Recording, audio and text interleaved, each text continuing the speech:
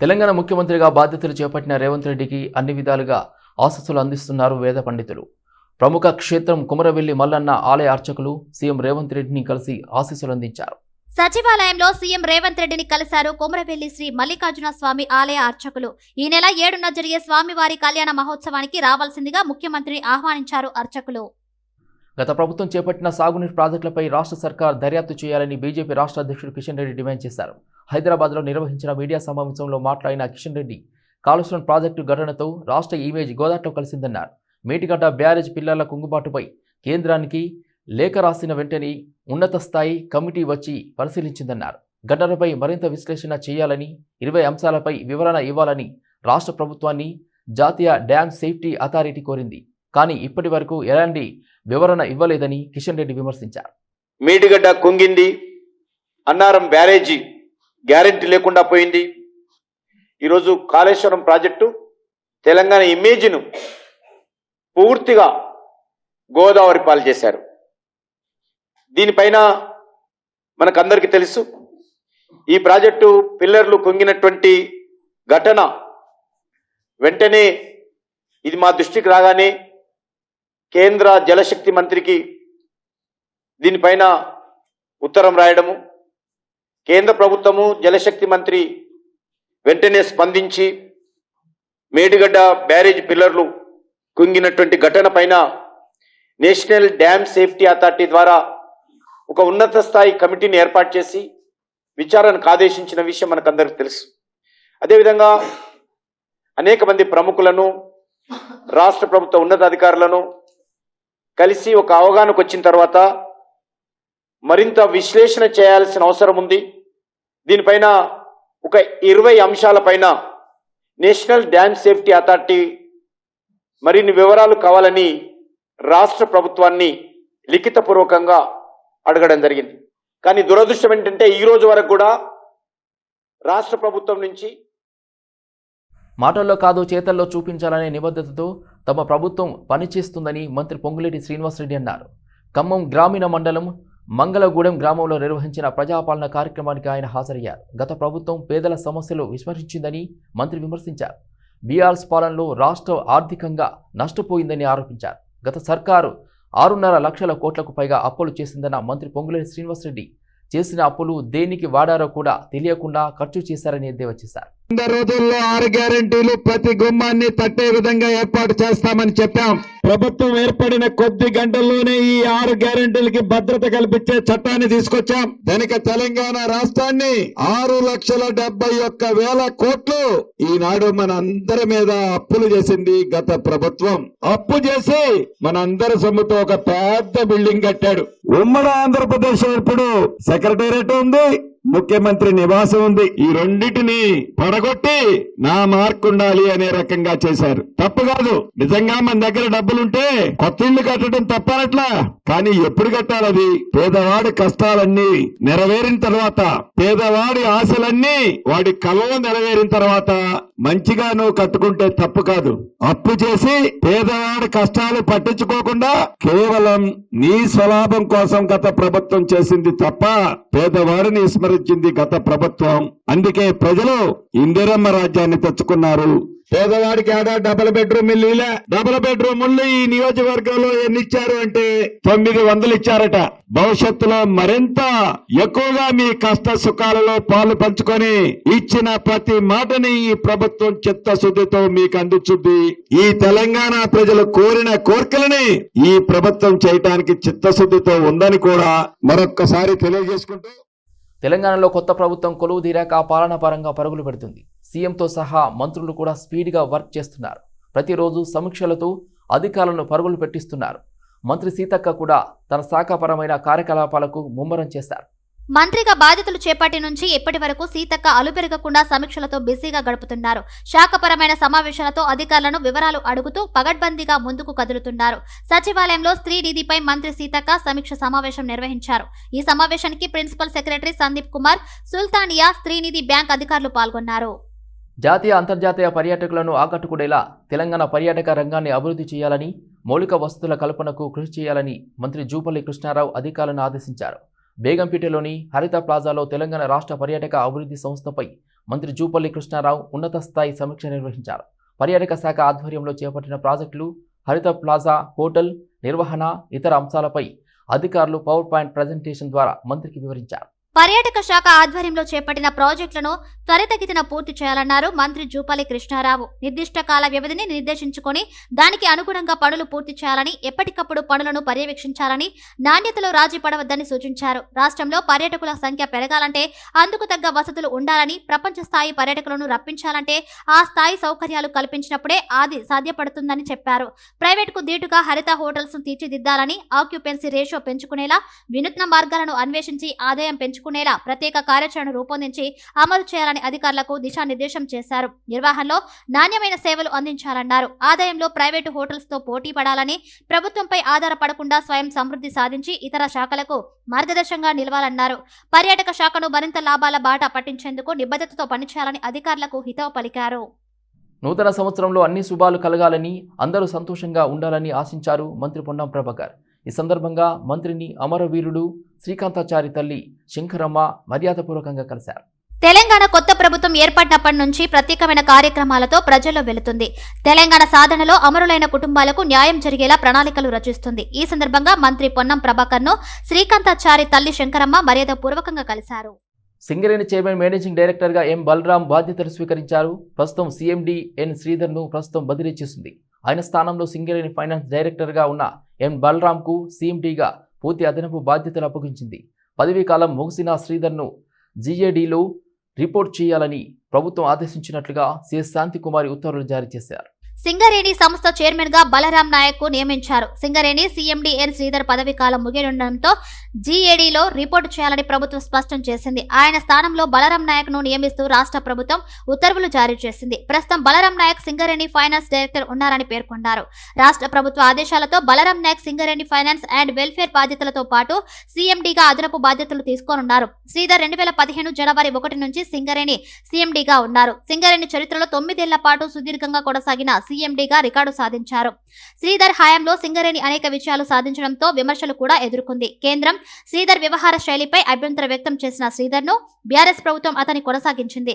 శ్రీధర్ తీరుపై మొదటి నుంచి విపక్షాలు, కార్మిక సంఘాలు అసంతృప్తితో ఉన్నాయి. కార్మికులు కూడా శ్రీధర్ ను తొలగించాలని డిమాండ్ చేశారు. కాంగ్రెస్ అధికారంలోకి రాగానే శ్రీధర్ పై బదిలీ వేటు వేసింది. ఇంకా చాలా శాఖల్లో పలువురు ఐఏఎస్ లో విమర్శలు ఎదుర్కొంటున్నారు. ముఖ్యంగా నవీన్ మిట్టల్ పై భారీగా ఆరోపణలు వస్తున్నాయి. శ్రీలింగంపల్లి తహసీల్దార్ కార్యాలయంలో అధికారులు అందుబాటులో లేకపోవడంతో వివిధ పనుల మీద వస్తున్న ప్రజలు తీవ్ర ఇబ్బందులను ఎదుర్కొంటున్నారు. తహసీల్దార్ శ్రీనివాసరావు కలెక్టరేట్లో బదిలీపై వెళ్లారని తెలిపారు. 10 లక్షల పైబడి జనాభా ఉన్న ఈ ప్రాంతంలో సరిపడా ఉద్యోగులు లేరని అన్నారు. ఉన్న కొద్దిమంది ఫీల్డ్ వర్క్ పేరుతో కార్యాలయానికి రావడం లేదని తెలిపారు. దీంతో వివిధ రకాల పనులపై కార్యాలయాలకు వస్తున్న ప్రజలు నిరాశతో వెనుతిరిగి వెళ్లిపోతున్నారని అన్నారు. కులం, ఆదాయం సర్టిఫికెట్ల జారీలో ఆలస్యం జరుగుతుందన్నారు. ఇప్పటికైనా అవసరాలకు అధికారులను నియమించాలని కోరుతున్నారు. అన్నారు ఇక్కడికి వస్తే ఎవరికి మనకు రెస్పాన్స్ లేదు. ఇది పరిస్థితి. ఎవరు కరెక్ట్గా చెప్పట్లేదు. అంటే ఆఫీస్లో మళ్ళీ అక్కడి ఫైల్ రావాలని ఒకళ్ళు అంటారు, ఎంక్వైరీకి వస్తారు అంటారు. ఇప్పటికి డేట్తో చూస్తే 4 నెలలు అయిపోయింది. ఒక మదర్ డెత్ సర్టిఫికేట్ కోసం మీ సేవకి ఎంఆర్ఓ ఆఫీస్లో చెప్పేవాళ్ళే లేరు. మీ సేవలో అంతే, వాళ్ళు ఫోన్లు వేసి కూర్చుంటున్నారు. ఎవరికి కంప్లైంట్ చేయాలో నాకు ఎలా తెలుస్తుందండి? వాళ్ళు అడిగే ప్రొసీజర్ ప్రకారం సబ్మిట్ చేశాను నేను, అంతే. రిసిప్ట్ తీసుకున్నా. ఈ డేట్ అంతా కూడా ఇండియన్ డేట్ కాదు, అమెరికా డేట్ వేసి తీసుకోండి. నా సర్టిఫికెట్ కోసం నాకు ఇంత పరిస్థితి అంటే నాకు అది అర్థం కాదు. ఎందుకు ఈ ప్రాబ్లం నాకు తెలియట్లేదు. కాంచన్బాగ్ ప్రెస్ మీట్లో సిఐ ఓవర్ యాక్షన్ చేశారు. రిపోర్టర్లపై చిందులు వేస్తూ కొంచెం అతి చేశారు. కాంచన్బాగ్ ప్రెస్ మీట్ లో రిపోర్టర్లతో సీఐ ఓవర్ యాక్షన్ చేశారు. నిందితులను గంజాయి వీడియోలు, ఫోటోస్ తీస్తే మీపైన కేసులు నమోదు చేస్తామని సీఐ హెచ్చరించారు. మీకు మసాలాలు కావాలి అంటే రోడ్లపై దొరుకుతుంది అంటూ మీడియాపై సీఐ చిందులు వేశారు. ఓయూపీఎస్ పరిధిలో తల్లి కూతురు అదృశ్యం కలకలం రేపుతుంది. కుటుంబ కలహాలతో ఎవరికీ చెప్పకుండా పాపని తీసుకుని తల్లి వెళ్లిపోయింది. దీంతో కుటుంబ సభ్యులు పోలీస్ స్టేషన్లో ఫిర్యాదు చేశారు. తల్లి కూతురు అదృశ్యమైన సంఘటన ఉస్మానియా యూనివర్సిటీ పోలీస్ స్టేషన్ పరిధిలో చోటు చేసుకుంది. కుటుంబ కలహాలతో ఎవరికి చెప్పకుండా పాపని తీసుకుని తల్లి సాలుబాయ్ ఇంటి నుంచి వెళ్లిపోయింది. కుటుంబ సభ్యులు ఎంత వెతికినా ఆచూకీ లభించకపోవడంతో ఓయూ పోలీస్ స్టేషన్లో ఫిర్యాదు చేశారు. కుటుంబీకుల ఫిర్యాదుతో పోలీసులు కేసు నమోదు చేసుకుని దర్యాప్తు చేస్తున్నారు. ఈ మేరకు సీసీ ఫుటేజ్ ని పరిశీలిస్తున్నారు. ఇంట్లో ఎవరూ లేని సమయంలో తాళాలు పగలగొట్టి చోరీ చేశారు దొంగలు. ఈ ఘటన మేడ్చల్ జిల్లా పోచారం పిఎస్ పరిధి కొర్రెముల గ్రామంలో చోటు చేస్తుంది. మేడ్చల్ జిల్లా పోచారం పోలీస్ స్టేషన్ పరిధి కొర్రెముల గ్రామం లక్ష్మీనగర్ కాలనీలోని ఓ ఇంట్లో చోరీ జరిగింది.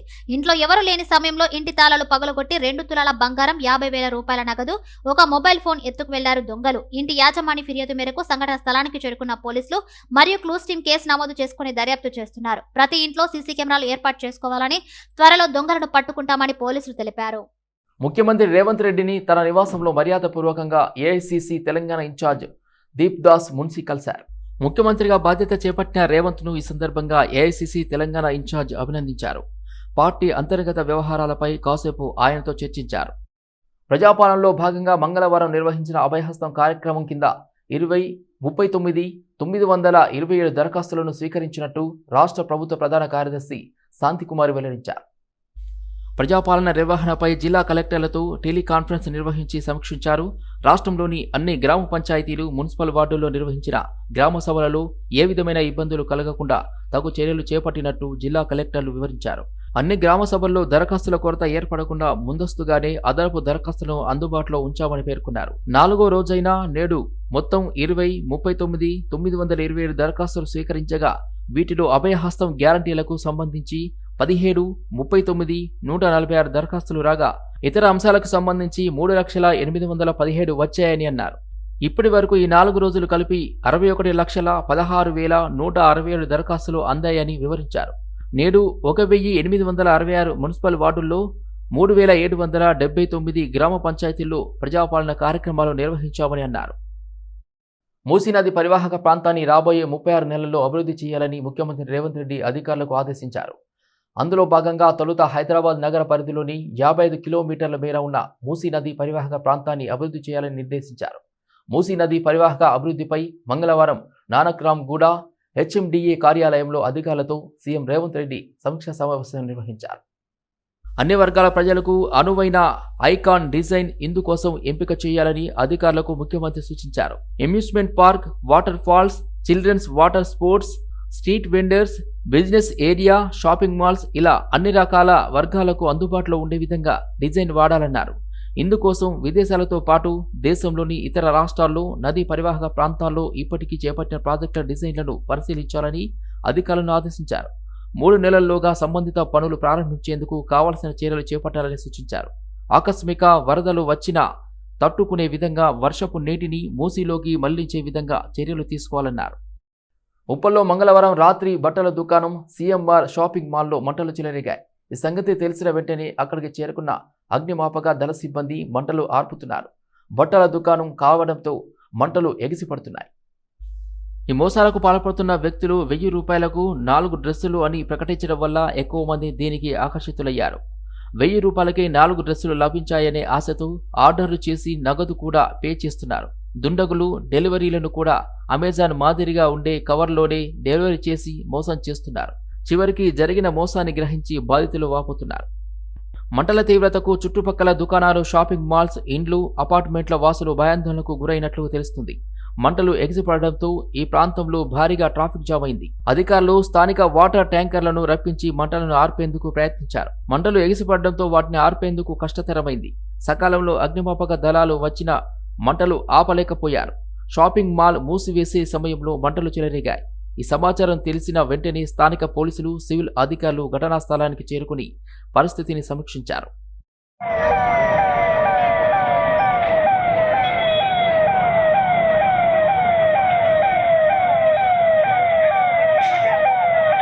ఉండే అక్కడికి వచ్చేసరికి మేము అక్కడ వచ్చామంటే చెప్పారు, అక్కడ సెక్యూరిటీ లోపలైతే ఎవరు లేదు సార్, మీరు షాపింగ్ క్లోజ్ చేసిన తర్వాత ఫైర్ స్టార్ట్ అయింది సార్ అని చెప్పారు. ఇమీడియట్గా మేము ఫైర్ ఫైటింగ్ చేసేసి అంత మంటలు అయితే అదుపులోకి తీసుకున్నాం. ఇది ఎలా జరిగిందనే విషయం అండర్ ఇన్వెస్టిగేషన్ అండి. ఎలక్ట్రికల్ షార్ట్ సర్క్యూట్ వల్ల జరిగిందా, ఇంకేమన్నా ఉందా అని మేము తర్వాత చెప్పగలం. ఆస్తి నష్టం అయితే బాగానే ఉంది. అంటే ఫ్రంట్ ఎలివేషన్ మొత్తం క్లాత్ షోరూమ్స్, షారీస్ అవేవో ఉన్నాయండి. బాగా స్మోక్ వస్తుంది. అంటే ఇప్పుడు కాలిపోయిన దానికంటే మిగిలింది ఎక్కువ ఉంటుందండి. ఓన్లీ ఫ్రంట్ సైడ్ జస్ట్ 10 దాదాపు కూర్చున్న ఫోన్ వచ్చింది, అరే ఈ సీఎంఆర్ కాలిపోతున్నారు. మళ్ళీ ఇప్పుడు ఇక్కడ వచ్చాను. ఇవాళ చల్లపల్లిది మాత్రం పెద్ద ఇన్సిడెంట్. ఇక్కడంటే కానీ కనీసం బట్టలు ఏదో కాలిపోయినాయి, కానీ చల్లపల్లిలో మాత్రం చాలా పెద్ద ప్రాబ్లంగా అన్ని కెమికల్స్ అన్ని కూడా మేజర్ అన్ని ఇళ్లలోకి వచ్చినాయి. ఆ వాసన కానీ డ్రైనేజ్ మొత్తం నిండి మొత్తము డ్రైనేజ్ అంతా పొంగి ఆ కెమికల్ ఏదైతే వచ్చిందో ఇళ్లలోకి వచ్చి చాలా ప్రాబ్లం అయింది. ఇప్పుడు అక్కడ కూడా పోలీస్ కానీ అందరు ఫైర్ వాళ్ళు కానీ అందరూ కూడా అక్కడ కూడా చూస్తున్నారు. నేను కూడా రేపు పొద్దుగల దానికి సంబంధించిన ఇండస్ట్రీస్ కు లెటర్ రాయడం జరుగుతుంది. అట్లే పోలీస్ వాళ్ళకు కూడా ఎవరైతే మలక్పేట్ నియోజకవర్గంలోని అయోధ్య నగర్ కాలనీ ఓల్డ్ మలక్పేట్లో స్థానిక హిందూ బంధువులు శ్రీ వీరాంజనేయ స్వామి దేవాలయంలో అయోధ్య శ్రీరామ అక్షింతలు పంపిణీ ప్రారంభించారు. ఈ కార్యక్రమంలో అర్ధం రమేష్ గుప్తా, కిరణ్, ప్రసాదరావు మరియు స్థానిక భక్తులు పాల్గొన్నారు. పెట్రోల్ పంపులు చాలా వరకు మూతపడడంతో హైదరాబాద్లో వాహనదారులు తీవ్ర ఇబ్బందులు పడ్డారు. పెట్రోల్ లేకపోవడంతో ఓ జొమాటో డెలివరీ బాయ్ వినూత్నంగా ఫుడ్ డెలివరీ చేశారు. చెంచల్గూడలో గుర్రంపై సవారీ చేస్తూ ఫుడ్ అందించాడు. ఈ వీడియో ప్రస్తుతం నెట్టింట వైరల్ అవుతుంది. మధ్య మధ్యలో ఫిర్యాది మున్సిపల్ కార్పొరేషన్లో చెత్త వాహనం నడుపుతున్న డ్రైవర్ నిర్లక్ష్యం వల్ల ఒకరు మృతి చెందారు. ముగ్గురికి తీవ్ర గాయాలయ్యాయి. ఈ ఘటన వరంగల్ హైవే చింగిచెర్ల చౌరస్తా వద్ద చోటు చేసుకుంది.